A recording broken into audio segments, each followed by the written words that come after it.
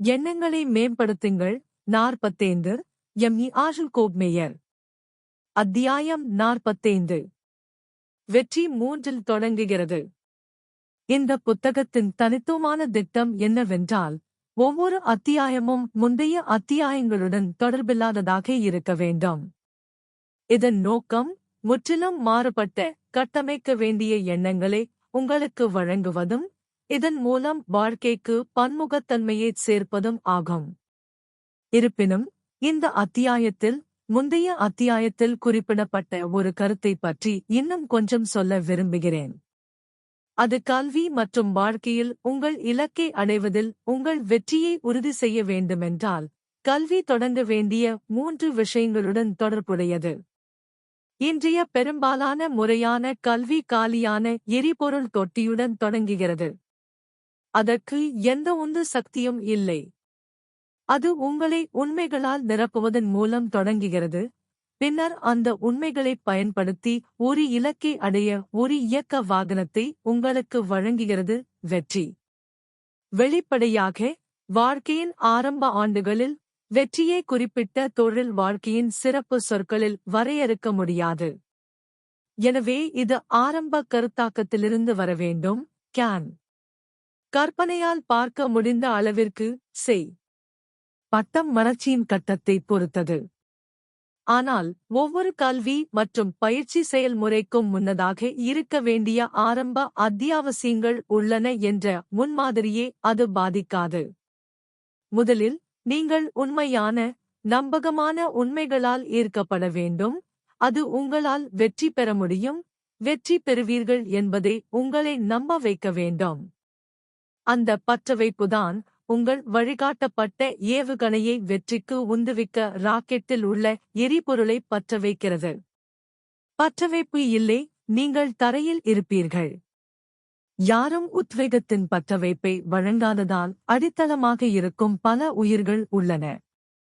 அடுத்து, உங்கள் வெற்றியை உறுதி செய்வதற்காக நீங்கள் தெரிந்து கொள்ள வேண்டிய மற்றும் செய்ய வேண்டியவற்றைக் கண்டறிய நீங்கள் உந்துதல் பெற வேண்டும். உந்துதல் உத்வேகத்தை செயல்பாடாக மாற்றுகிறது. ஆனால் செயல்பாடு, எவ்வளவு உன்னதமாக உத்வேகம் பெற்றிருந்தாலும், நல்லதாகவோ அல்லது கெட்டதாகவோ இருக்கலாம். உங்கள் குதிரையை வீரமாக ஏற்றி, பின்னர் வெறித்தனமாக தவறான திசையில் சவாரி செய்வது எந்த நன்மையையும் தராது.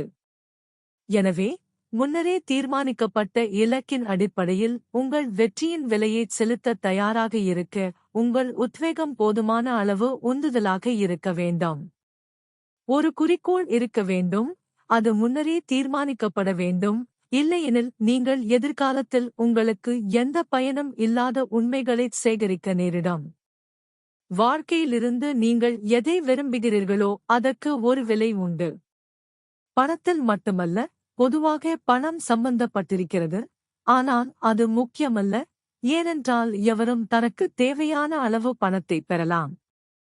வெற்றியின் விலையில் நீங்கள் செலுத்த தயாராக இருக்க வேண்டிய பிற விஷயங்கள் நேரம், முயற்சி, படிப்பு, திட்டமிடல், கண்டுபிடிப்பு, செல்வது, செய்வது ஆகியவற்றில் தனிப்பட்ட தியாகங்கள். முறையான கல்வியும் பெரும்பாலும் தந்திரோபாயங்களுடன் போதுமான திசை உந்துதலை வழங்க தவறிவிடுகிறது.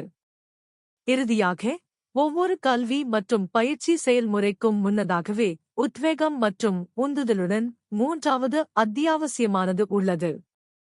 வாழ்க்கையில் நீங்கள் விரும்பும் எதையும் அடைய நீங்கள் பயன்படுத்தக்கூடிய எளிதான வெற்றி சூத்திரம் உங்களுக்கு வழங்கப்பட வேண்டும்.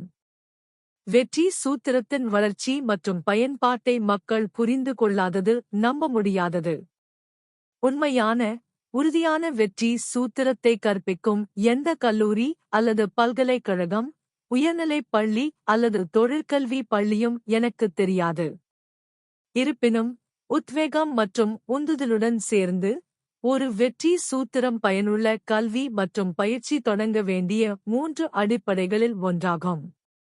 அரசாங்கம் அனைத்து மட்டங்களிலும், மத்திய, மாநில மற்றும் உள்ளூர் பின்தங்கிய மக்கள் மேலும் வெற்றி பெற உதவும் அனைத்து வகையான கல்வி மற்றும் பயிற்சி திட்டங்களிலும் ஈடுபட்டுள்ளது.